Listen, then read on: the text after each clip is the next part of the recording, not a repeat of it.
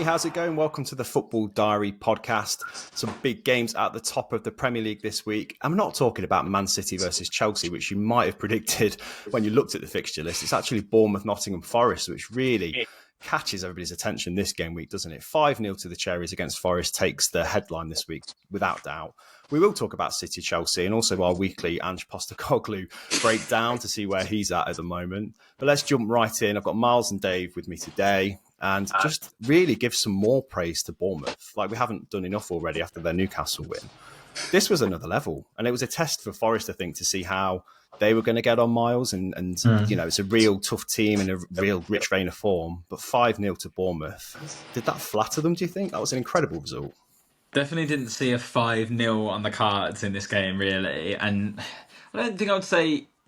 Did it flatter them is an interesting question. Maybe a bit, yeah, because Forest were definitely in this game. And for long periods of the game, Forest were the better side. Yeah. But Bournemouth were just so clinical again. And actually, their attacking lineup is showing why they're doing so well in the league at the moment. Because they've lost their two main strikers. But actually, it's given them this fluidity up front where anyone in their front four can kind of occupy any space, and it means there's so many goal threats across the pitch, and they're all seem to be in kind of the best form of their career. Like Brooks is back and looks great. Kluivert's just been outstanding lately, and I think he really took this game kind of by the scruff of its neck and kind of pulled Bournemouth through it in moments where Forest did look on top. Semenyo, obviously, we know what a talent he is, and he managed to get a great goal in this as well. And then out of nowhere, Ouattara's getting a hat-trick as well, played as like a number 9. Like, the fact that they're able to do that and have the versatility in their attacking options, and Iraola has kind of got them playing that system so well, you can see why they're the form side in the league right now and why so many are now talking about them for a push for Europe. It's incredible. Yeah, push for Europe seems, I mean, not even close to being unrealistic now. And I think you say something like that about a club. I hate saying a club like Bournemouth, but when you look at their stadium and their recent history, I mean, they're only promoted recently, Dave, but Iraola has been the difference this season, and it's just so tactically sort of flexible, and all these injuries he's had, and yet still the team's playing in not just the same way, but probably doubled down on their approach, which I think is fair to say. And coming out of the blocks as quickly as they did, same as they did against Newcastle, it just stunned Forest, didn't it? And yeah, that opening goal from Kluivert as well. They just backed off in Forest, to be fair, and we'll talk about their approach in a moment. But you can't give him that kind of space, can you? He's such a threat, Kluivert. No, and I think, you know, their team in general, I think that where the game was won probably in the midfield. I thought Tyler Adams was exceptional in this game, along with Ryan Christie in that midfield. I thought those together really were a thorn in Forest's side. And if you looked even at the first goal, you know, it's turned over in midfield, and Forest are kind of all over the place. And obviously nobody stops Kluivert. He runs nearly 30 yards, doesn't he, before he takes that shot. And I think from that standing point, that is just very unlike Forest. Yeah. And you look at Kluivert in the game, he was threatening all match. And this is a player I think has always been, you know, he's had a lot of promise, and we've spoken about him over the last couple of weeks, haven't we, really? But I think he's been lacking a little bit of end product. But I don't think we can argue with what he's given to this team, particularly over the last few weeks, and in the absence of Ebenezer as well. But I think there's a player in there, you've mentioned, Myles, Dango. Is there a more versatile player in the league? Because he can play everywhere apart from in goal. Well, he might even be able to play in there. We don't know. Obviously, he's not been tried in that. But I think he's got 10 goals and assists already this season. And for a player who's, I think his strengths lie sort of certainly with it in the defensive side of his game, I think you've got to give a lot of credit to Iraola and put him obviously in spearheading that attack, because he's obviously looked at what he can offer. I think pressing from the front, and certainly with his defensive qualities, I think winning the ball back in that sort of third is, you know, it's vital to Bournemouth's game. And you look at the positions he gets himself in the box, I don't think he's the most tidy player, and he probably gets a little bit fortunate with his first goal, with his touch. But you've got to give him so much credit. He's certainly making a difference. At only 22 years of age, he could go on and be a real good player. He made a really difficult game of it for the Forest defence, and obviously we've talked about Murillo and Milenkovic holding so firm in recent times, and they've been pivotal to Forest's success, but they really struggled with Ouattara completely, didn't they? And seemed to outmuscle them. All of his goals in that hat-trick were completely different and varied, in a similar vein to how Chris Wood's been finishing. Ironically, it was that kind of look and feel, wasn't it? But straight from the start, Bournemouth took the game to Forest, and they kind of knew that was going to happen, but they couldn't deal with that kind of pressure, could they, Myles? And I can't help thinking that if that first goal hadn't have happened as soon as it did, that maybe it might have been a different game, and maybe if Forest had have scored first, because as you said, they played pretty well, apart from the scoreline didn't reflect that, did it really? Yeah, it did feel like this was always going to be one where the first goal really mattered. These were two teams that both were coming in such a good run of form and such high expectations on them. It lived up to the hype, this game, really, because it felt like all of a sudden there was so many eyes on it. And Bournemouth, they really rose to the occasion. I mean, it's a home fixture for them, so they're always going to have the backing of their crowd as well.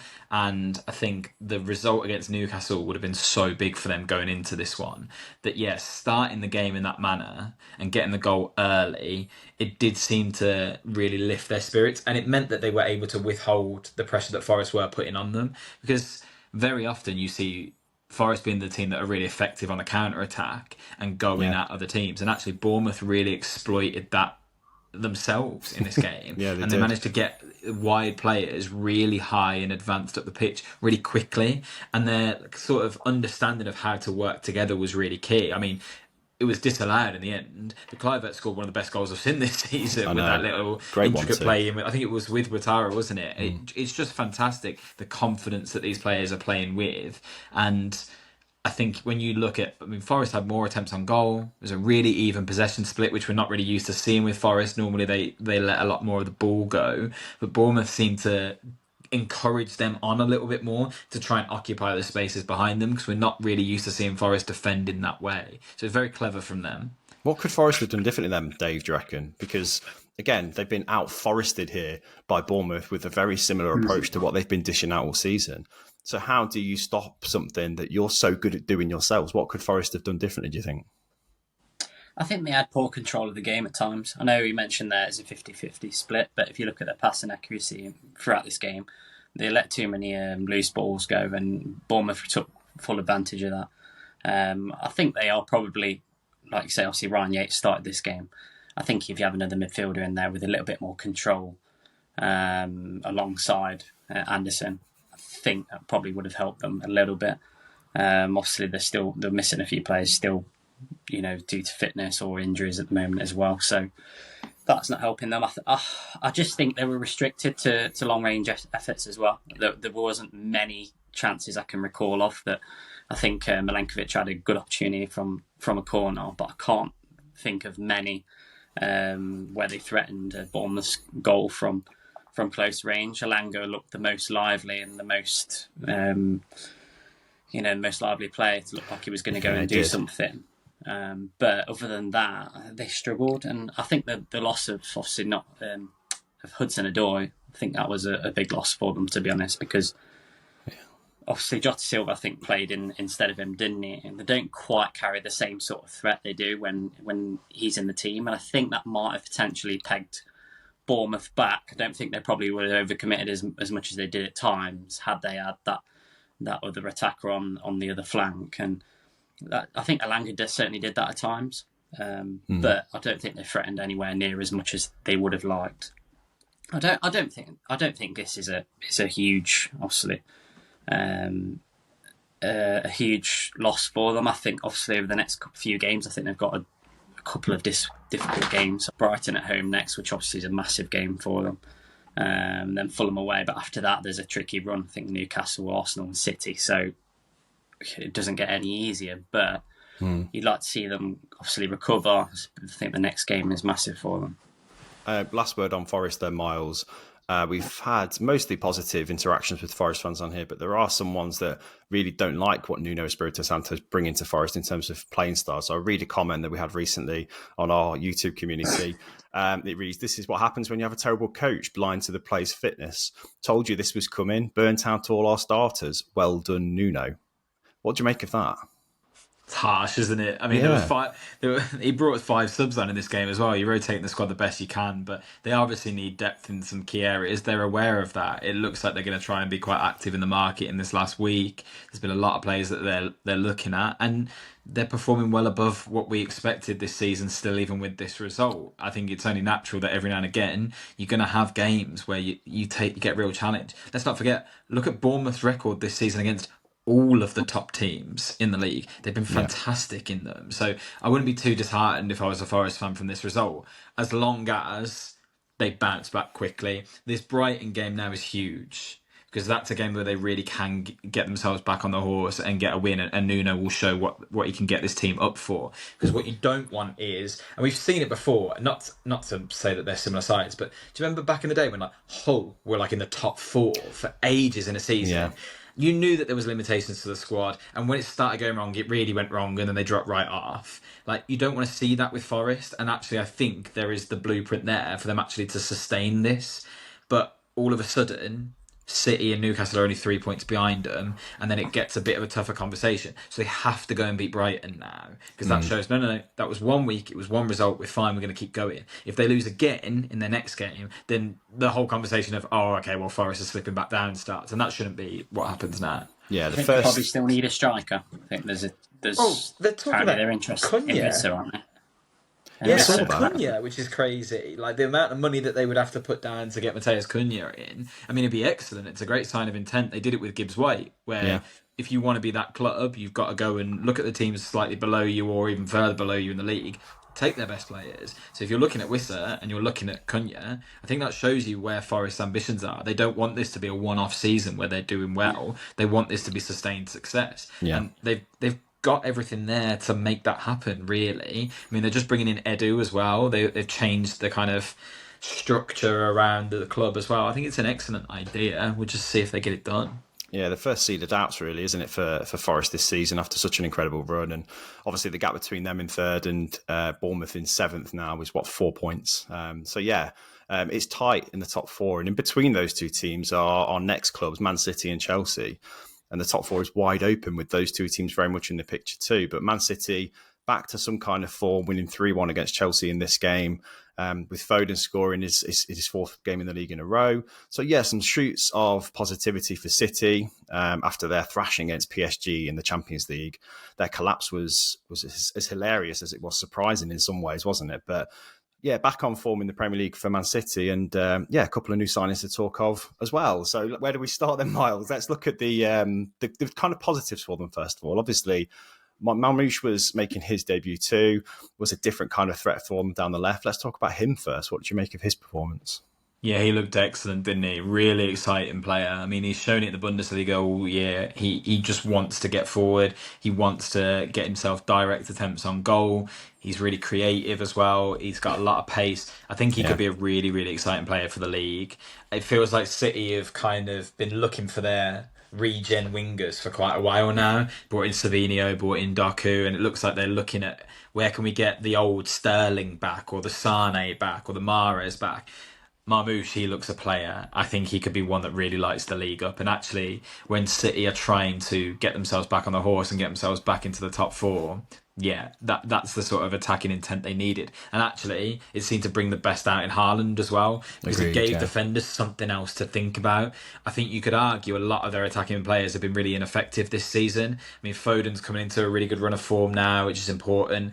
And Haaland's looked quite isolated before that. So now those sort of 3 options, that looks dangerous, doesn't it? And I thought he was excellent. And I think the fact that Haaland managed to get himself a goal and an assist against a rival opponent as well, that'll only do him a load of good as well, as he's kind of getting back to form. So it's a bit worrying. Is it that sort of second half of the season City run we're waiting for that's going to kick in now? Well, they rode the luck a bit against Chelsea. Chelsea, as they have done lately, have created plenty of chances, but just not being clinical in front of goal. But City on this occasion just looked more fluid in attack, didn't they, Dave? And Marmoush really helped with that. Haaland and Foden are back on scoring runs as well.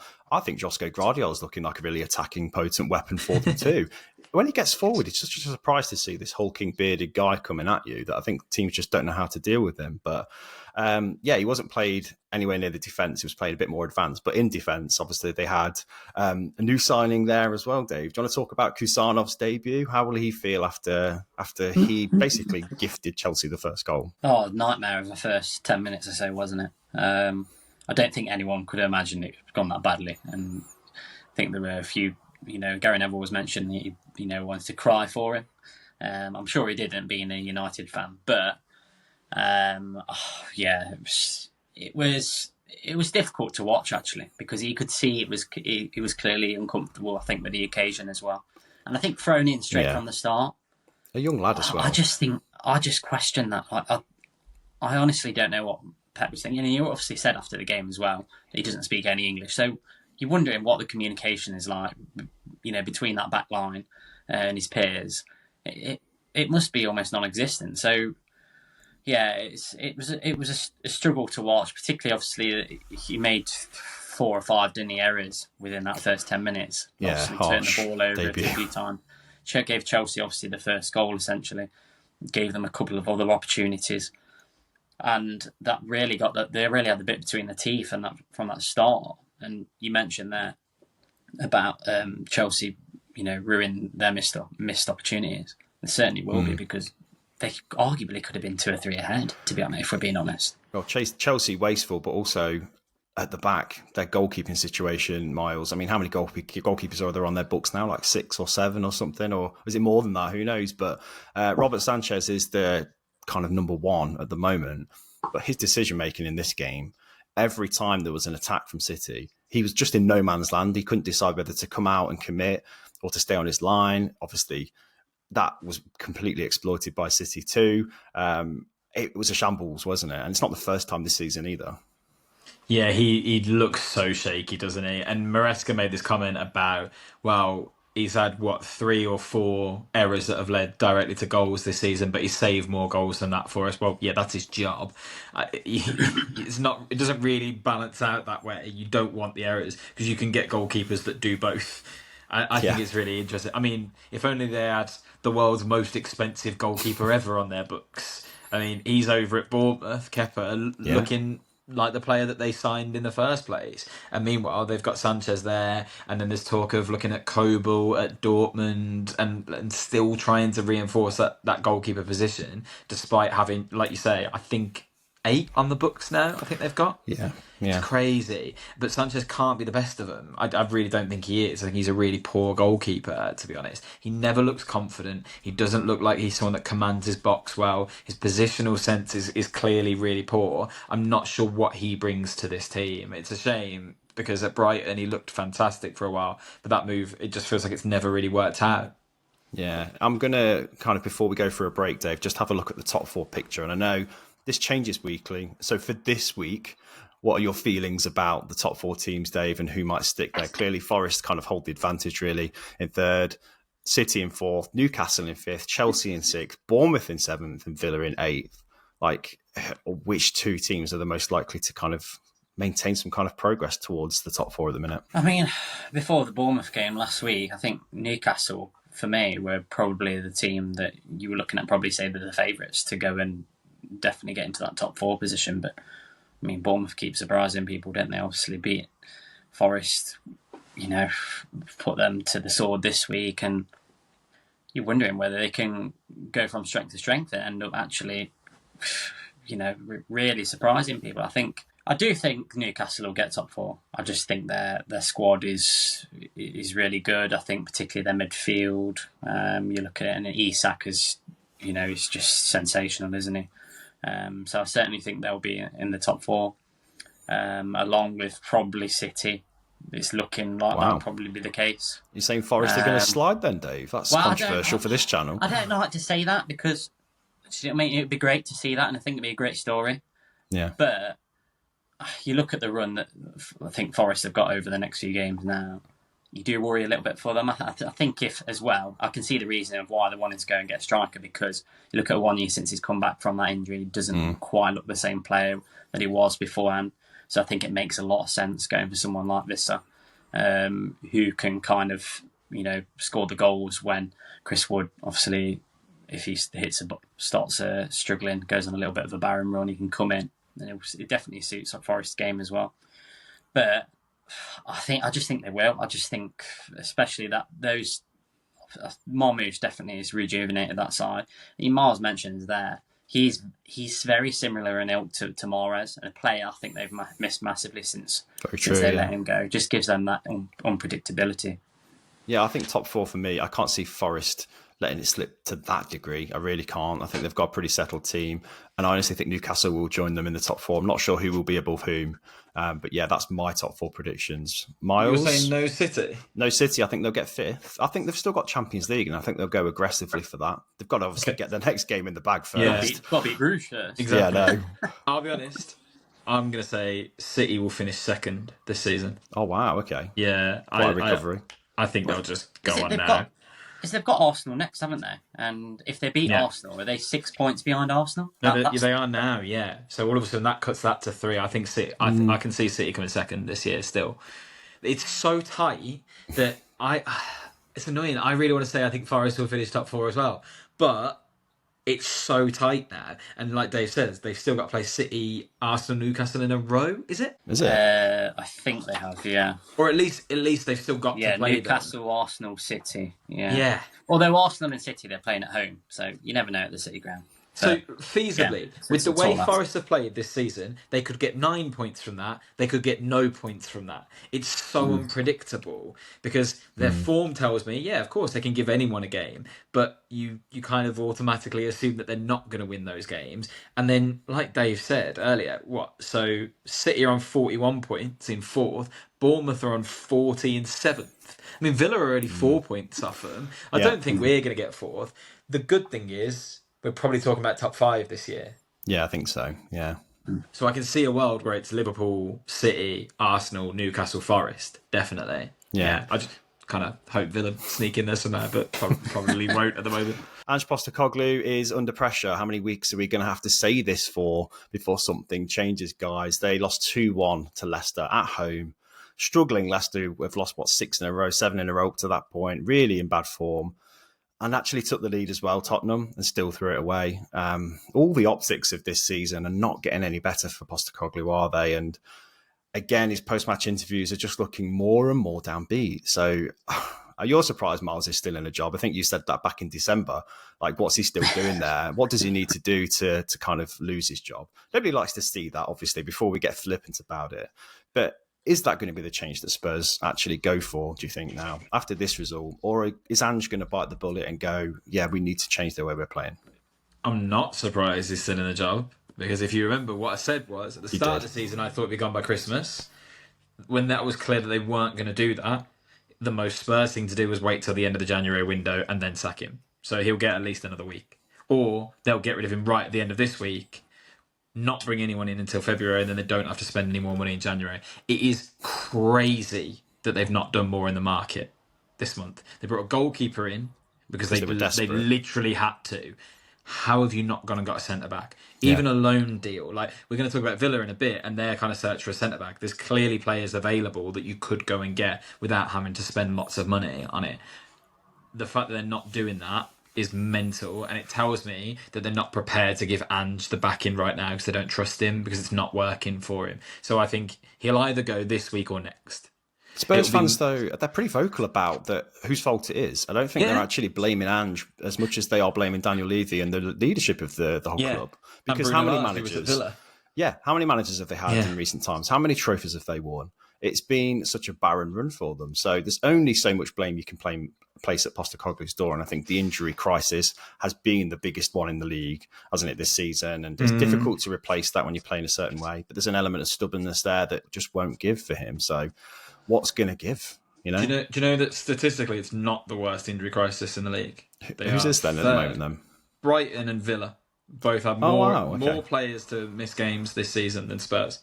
Yeah, and it is bad. I'm not downplaying. I think even Arsenal might be more as well. I think Arsenal might be third. But regardless, it is bad. It is a bad injury run. Of course it is. But then you look at this 11 that they put against Leicester. They got Pedro Porro, they signed for big money.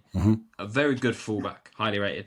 Ben Davies out of position, really unfortunate to be playing that. Dragusin, they signed him for big money last January, linked with a move to Bayern, is a recognised centre-back, not doing well enough. Archie Gray, brilliant young talent, again, probably out of position, you feel for him. But then the rest of the team, Bergvall and Sarr, both young, exciting players that have done pretty well. Bentancur, recognised international. Kulusevski, Son, Richarlison up front. You're telling me that's not enough to beat Leicester? It should be. I think that's the problem. They're so low on confidence. I think you can tell that, especially from Son. Son's a shadow of the man he was. But defensively, and I think this is the problem. Romero and Van der Ven are impossible to replace like for like, really. You can get very similar players, and that's what they needed to have done. And I think that's what fans want to see. If you're saying your centre-backs are the issue, go and get some centre-backs that are going to be suitable for this system. How are you feeling, Dave, about Tottenham? Are you Ange out? I know we're not invested in Spurs that much, but do you feel like he's the root cause, or do you feel like it needs to be addressed in different ways? I feel a bit of sympathy with him, to be honest. It's a difficult situation. It's a situation that actually reminds me of United at times last season. A little bit, yeah. We had an awful season with injuries last year. Yeah, I didn't sympathise with Ten Hag at the time because we still insisted on playing the same way, which, again, is very similar to Ange's situation. But yeah, you're right. There shouldn't be any excuses. And I think he knows that now. I think you see signs of sort of a bit of resignation, I think, in some ways, because he acknowledges that the team should be doing better, and I think he's lost a little bit that sort of stubbornness that you've seen him in, when he's bitten back in interviews and things like that. Actually, after this game, it was very different. It was quite the tone was definitely quite I think downbeat, really, more than anything. That's it. Almost defeated. You have got to wonder if it's just a matter of time. Like Myles said, I think a couple of weeks ago, it seems like they're waiting to get knocked out of the cup, or what's going to happen with that, before they make a decision, which is crazy, really, because there's so much talk now around his position.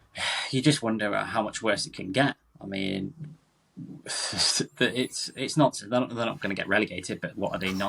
Less than 9? Are they 9 points off of Tottenham now? Their form is amongst the worst, isn't it? It's like 4 defeats on the bounce now in the league. It's relegation form at the end of the day. So it's not out of the question. They're 8 points off the bottom 3. Yeah, Everton are a point behind them with a game in hand, and they're 15th. They've taken 1 point from their last 7 Premier League games. In what world are you not sacking the manager at that point? Because if you look at all the teams that are now above them, West Ham, change the manager. United have put a bit together, change the manager. The clubs that were struggling at that level are starting to kick on. Everton have just changed the manager. They're starting to kick on. Leicester and Wolves changed the manager.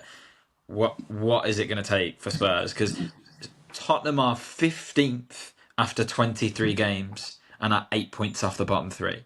Like, that cannot be acceptable for them. No matter what you say about the ownership, no matter what you say about the leadership above Ange, you can't tell me this squad is that bad or that injured, that it is that low in the table. I think it's bizarre. Last won a league game at 15th of December, I think it was. And was it Southampton? Yeah. So that doesn't count. Yeah.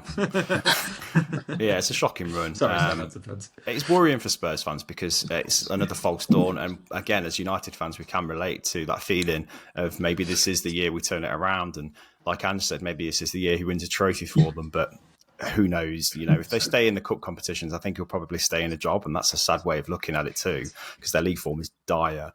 But on the other hand, Leicester won here 2-1, which they needed desperately. And that puts them within 7 points of Spurs, which again is huge context. We thought Leicester were well off the pace for escaping relegation, but they're out of the bottom 3 now, Myles, and it's a shoot of positivity. What won it for them, apart from Tottenham's ineptitude? What won it for Leicester, do you think? Jamie Vardy's ego. I know, yeah. I love it. He just He's loves hilarious. winding people up, doesn't he? And he's done it before with Spurs. I remember him coming off against them and pointing at the Premier League badge, going on at him. So the fact that he got to relive that was fantastic. Partly that, genuinely. Partly their resilience and the fact that they kept battling on and they knew that there was a game to be won there. Yeah. I think sounds harsh, but you want to play Tottenham right now. This is the team that you want to address your form with. I mean, Leicester had lost 7 in a row before this. Yeah. So Van Nistelrooy is still clearly trying to find something himself. He's not been backed at all in this window, which I find really surprising when you consider where Leicester are in the league. Yeah. But they relied on a couple of moments, and they've got that in their locker every now and again. El Khanous looks like a really exciting player. He took a really good goal in this game, and that was enough in the end. And once you're leading against Spurs, well, you can't see yourself dropping that lead, can you, really? Because they don't look like they've got it in them to kind of fight back. So the fact that Leicester were able to hold on is really important for them. Bobby deckled over Ruud with 2 assists as well. Who just saw that coming? But I mean, Ruud's flexing his squad as much as he can, trying to figure out who is on his side, really, isn't he, Dave? Which is that's what he needs to do in some ways. But I think there was a feeling in some quarters that Ruud only got the job because of that little spell in charge of United and him turning them around a little bit in a time of crisis. I think that's a little bit harsh, to be fair. He has got a coaching record before United, albeit quite a young one. But he's got a good aura about him, hasn't he? I think that kind of carries him to a degree. Yeah, I mean, he's clearly a very talented coach. We did mention, didn't we, before he just literally as he took this job, we didn't want it to turn sour because I think they've certainly been one of the favourites to go down, over the course of the season. I think certainly when he took the job, I think it was always going to be a huge task. But he's brought certain players into this team who weren't getting a lot of minutes under Steve Cooper, like El Khanous, who I agree with Myles. I think he's looks like a really talented technical player. So again, in this game, they really kind of had their fruits came from winning the ball higher up the field and being aggressive in the challenge. And you could obviously see his half-time talk must have done wonders for them because they came out of traps and Jamie Vardy got that crucial goal and it gave them that belief. I think that they could go on and win the game. And you've got to say that the next few weeks are massive for them. The next game is against Everton away, so I don't think they can afford to lose that game. If I'm being honest, I think they've got to get something from it. And then they've got a couple of home games, one against Arsenal and then Brentford, and then they've got a really tricky run after that, the next 5 games. So I think you've got to highlight those 2 games, the one against Everton and Brentford, where they've probably got to get some points from them, because we're over past halfway point of the season now. I don't think you can afford to fall behind too far, and as long as they're within and around that safety zone and don't fall too far away, I think they'll be happy with that. Because if we're being honest, you look at that squad at the start of the season. Yeah, agreed. You thought they were going to struggle, didn't you? I think a lot of people did. They're not really doing any better or worse than we expected. I think that's the thing. The run they've been on is a tough one. But I mean, if they escape relegation and finish 1 point outside of the bottom 3, they'll be happy, won't they? But I guess another team that wouldn't be happy with that is Wolves, whose new manager bounce seems to have fizzled out completely. They're on a really tough run again, dragging them straight back into the relegation conversation when we were starting to think it might be different for them. They lost 1-0 to Arsenal. Obviously, a red card for both teams. One questionable, but one a very definite, sort of 2 yellows for João Gomez, wasn't it? Which was probably the second one was a straight red on its own, I think. But let's look at Arsenal first of all, Myles. This has been a weird season for them. They still find themselves in second. It's a resilient victory here against a team that kind of doubled down defensively once they kind of knew they were up against it, but still managed to get the win, Arsenal, with a Calafiori goal. A really good one too. But the red card, I mean, your family are Arsenal fans, aren't they? They must have had a lot of opinion about this. But Myles Lewis-Skelly sticks a foot out, trips a player some 80 yards away from the opposition goal and gets a straight red for dangerous foul play, wasn't it? Like, in what world, after you go to the VAR, do you say that that's a red? There isn't one. I can't believe that it happened, to be honest. And yeah, you kind of hit the nail on the head there already. It's VAR's failing more than anything. I said I can almost sympathise with Michael Oliver's decision purely because he's seen a quick counter. He gets a really quick glimpse at it, and Lewis-Skelly lands really funny. Like, he's clearly off balance when he's made the contact, and it does look a little bit like the kind of motion you'd do for a stamp. So I can see why the ref might misinterpret it from that first viewing. So go and give him a second one. That's what you've got VAR for. Yeah. That's its biggest... It's weird, and I know that you try and strike a balance between it being over-involved and accurately applied, but this season, the threshold for actually getting the ref to look at something again seems to be non-existent. They just don't do it anymore. And it's like, well, why have we got VAR then? You're not actually using it in the right ways anymore. Yeah. It feels like last year we used it too much. This year we don't use it anywhere near enough, and it leads to these errors. And it is starting to look really odd how often Michael Oliver has these games against Arsenal. I saw a couple of stats about it. I've got them so I can make sure I can get it right. So he hasn't given a red card to an Arsenal opponent player since 2021. And in that time has given 5 red cards to Arsenal players. I mean, right? That's very kind of conspiracy theorist sounding, isn't it? But it is. There's a world of it. It gets worse. In 62 matches that he's refed Arsenal, he's given 9 reds to Arsenal and 5 to the opponents. He's given Arsenal 5 penalties and their opponents 14. Wow. Okay. It's quite a noticeable gap. I'm not buying into this whole thing that Man City are paying for him to win him the league. But that is a bit nuts. And I wonder if... We were talking about this with the family, actually. When you see like how David Coote was talking about Jurgen Klopp earlier in the year, clearly referees are affected by managers and bias a little bit. Like, people rile them up. Arteta is an annoying guy. I wonder if maybe he's wound Michael Oliver up so much that now he is quite quick to go, no, I'll do that against Arsenal. Even if it's a subconscious bias, it happens.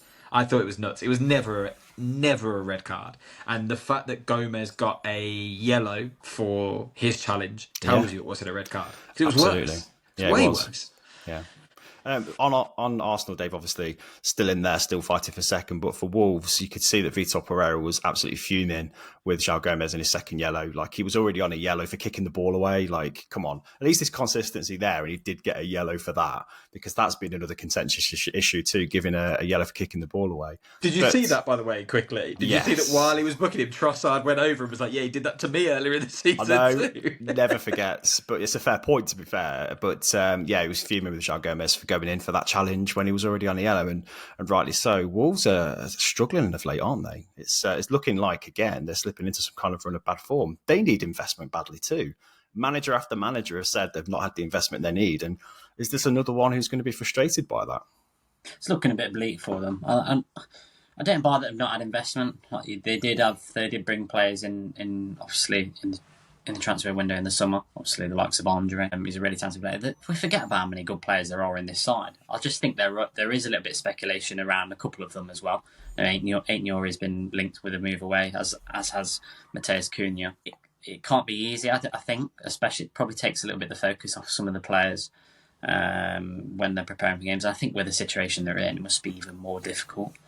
They've just got to find a way of grinding results out, and at the minute, they're really struggling to even get a point in a lot of these games. So if they're getting some of their match winners back, fit, obviously Cunha had that absence, didn't he? Had that ban obviously for a number of games. I think as long as they've got him in there and he can win the matches, I think they've got a chance to stay up. And also because there are a number of weaker teams down there. You look at obviously the promoted teams. I think they're always going to have a chance until the very last. Again, it's still worrying times for them, isn't it? Because very much, like you say, bring this new manager in, and you're expecting a little bit more of an upturn in form.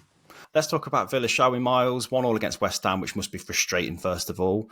But to see Tyrone Mings down injured again, although he's confirmed on socials that it's not as serious as the last one, is reassuring. It changed the way Villa kind of played, didn't it, as soon as he went off? How are you feeling?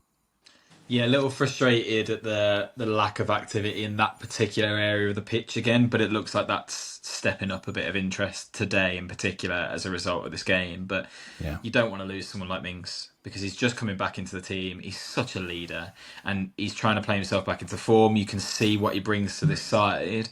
And when you're already missing Torres, that's the last thing that Villa needed. I mean, they ended up with Luca Dean at centre-back for the majority of the game, which was an interesting choice. But he did all right there. He was a bit riled up by Paqueta for most of the game, but who isn't? It was a touchy game as well, wasn't it? Loads of little digs and niggles. It's him. Honestly, Lucas Paquetá is the most annoying player to play against because he has moments in him where, yeah, he is fantastic, but he's a sod, isn't he? Like he's just unbearable, rolling around every 5 seconds, and you can see Villa got wound up by that. But no, there's defensive capabilities in this team, and it's weird that we are so weak defensively as a collective all of a sudden. Like we always struggle to hold on to clean sheets when actually it's such an area of the pitch we want to improve on in the window. But look at what we've got. Like Kamara in this game, he won 17 duels, made 9 tackles. It's the most of any player since Villa got promoted back to the Premier League. So you've got players in there that can do that role. And actually, he's played centre-back before in his career at Marseille. I'm surprised he wasn't considered to kind of drop there. And I think actually, if Onana had been fit, that would have happened. But we're missing Onana and Barkley, so our midfield kind of picks itself. And now we have one recognised centre-back in the squad, really. We have Bogard, who kind of plays DM or centre-back or even right-back, and then Concert. That's it. Yeah. So they've sold Carlos. Torres is injured. Mings is injured. So we've got to move quick. And there's a couple of names that look like they're going to come through the door quite soon, apparently. Yeah, was it one Foyth being mentioned first of all, obviously from Villarreal, obviously quite well known to the manager. And Axel Disasi, which has surprised me because he's been not exactly setting the world alight at Chelsea. Still quite a raw talent, obviously. But what are your feelings about those two players? So one, Foyth is an interesting one. Obviously, like you say, Emery knows him well. He's really versatile. He can kind of play anywhere across the back line, and this squad really needs that right now because there seems to be so many gaps in the side. So I think that one is quite smart as long as it's the right fee. I saw something earlier that was going to be like 30 million euros, which seems really high. I feel like we maybe could bring in someone of a bit higher profile than that, but he did well at Spurs at times. He never really got the right sort of run. And then at Villarreal, he kind of rebuilt himself and was a big part of their European success as well. So Emery will definitely be keen to work with him. Disasi's a really interesting one because apparently it's a loan move, which, okay, we need that right now. I'll be interested to see if there's a buy option in it. And he's a really similar profile to Diego Carlos, who we've just sold, but just a bit younger. So he's 26, Disasi. It's older than I thought he was. In my head, he's still like an up-and-coming player. But we saw in France what he was capable of defensively. And actually, if you look at his Premier League numbers, they match Carlos's so closely that it's a bit weird. Like, he's played 37 games where Carlos played 40. And then if you look at their records defensively, it's really similar. Same amount of clean sheets. He's conceded 53 goals where Carlos had conceded 54. Like, really close.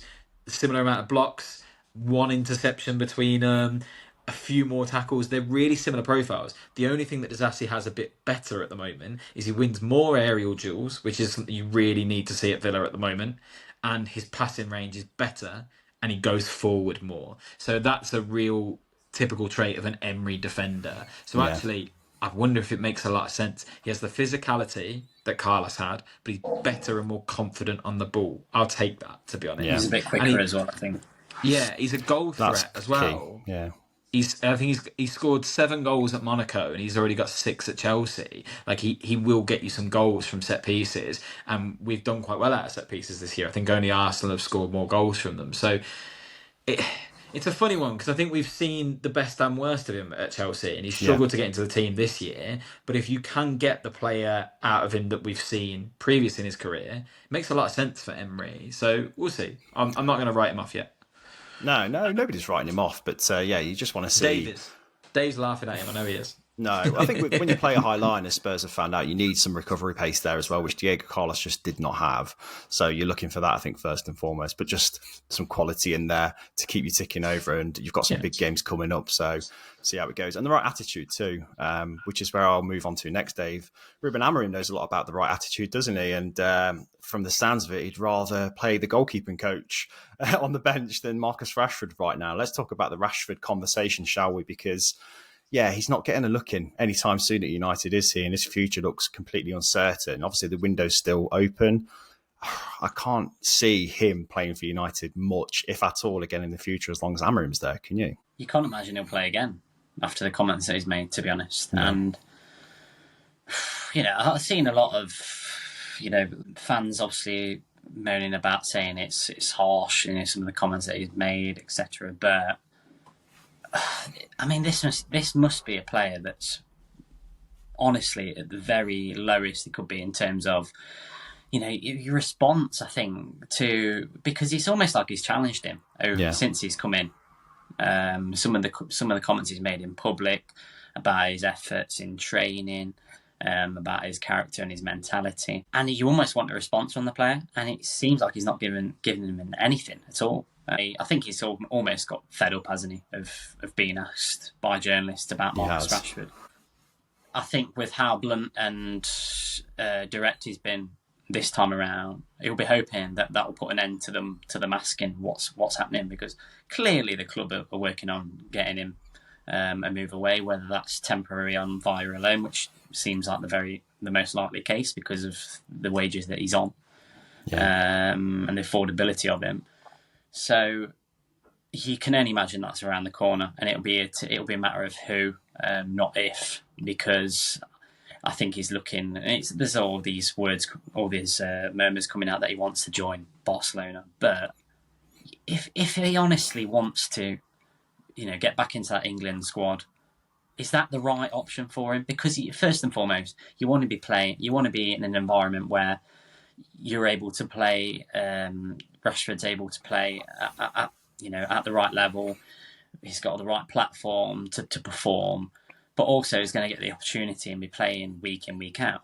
He's not going to get into that Barcelona team, if we're being honest. Wow. He's not better than Rafinha. He's not better than Yamal. And, you do really question his desire, for me. I think that's the thing. I worry about his level of professional pride now, because it's repeated managers who have struggled to get him firing, really. I think the only manager he did that for was Solskjaer to an extent. But yeah, he's not the kind of mentality at the minute, it seems, that any manager is looking positively on. But Myles, I want to move on to you and ask you your opinion on the way Amorim called him out publicly in some ways. We've seen this happen from a few coaches before in a pretty blunt way. I mean, Jose Mourinho did it to Luke Shaw, didn't he, famously? And that broke down their relationship completely. Ange Postecoglou did it to Timo Werner earlier this season as well.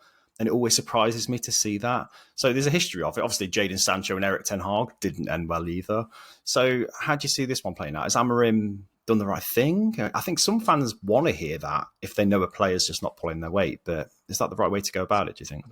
I think it was a terrible idea, and I think Ratcliffe will be fuming at him, because all you've done is devalue an asset that you're trying to get rid of in an active market. Like, if I'm Barcelona and I hear Amorim talking like that, all of a sudden the loan fee's got 5 million less on it, or the wages are going to be covered a little bit less. I'm not taking on that risk. I think it was a really odd thing to do publicly. Like, do it, fine. And behind closed doors feel like, yeah, I'm not going to include this person. And I understand he's being asked about it constantly. Yeah. He probably didn't need to lay it on that thick, because how many times have you guys said United are terrible at shifting assets and getting money back in when they need to, and they end up selling players for really minimal value, homegrown players. And now there's talk that they might have to sell Garnacho or Kobbie Mainoo to make some profit. Well, you want rid of Rashford. He's really high profile. You probably could have got a transfer fee for him. But the more you bomb him out the squad and publicly say, I don't want him. All right, well, I'll take him off you, but I'm not going to give you any money for him. That could genuinely be the difference between holding on to a player like Garnacho or not. The less and less money you get for Rashford, we've got to find it from somewhere else. I thought it was a really odd... It's just an odd negotiation tactic more than anything else. I think it's unnecessary. He's letting his kind of heart rule his head, really, in some ways, because I think he's just really frustrated at the situation United are in financially. He's been like it with Casemiro as well. He expects more from a player that's being paid that much, and that's right for him to think. And the same with Rashford. Same with Anthony as well, who's now we've taken a huge hit on in terms of wages to send him to Betis for the rest of the season. So it's a legacy we're going to take a while to shake off, really. But is that a message to the board in a way, do you think? Like, I don't think he thought about it. I don't need him around the squad anymore. And you wonder about the distractions. Obviously, he mentions about mentality and all being on the same page, working together, unity in the team. And he's clearly a guy that wants the squad and the team to have that full focus, which we've struggled over the last few years. The club's really become much of a circus, if we're being honest.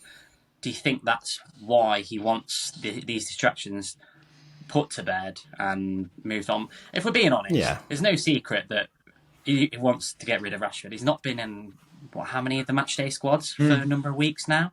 I think he's been on the bench once, but he didn't get on the pitch. There's no secret there. I honestly don't.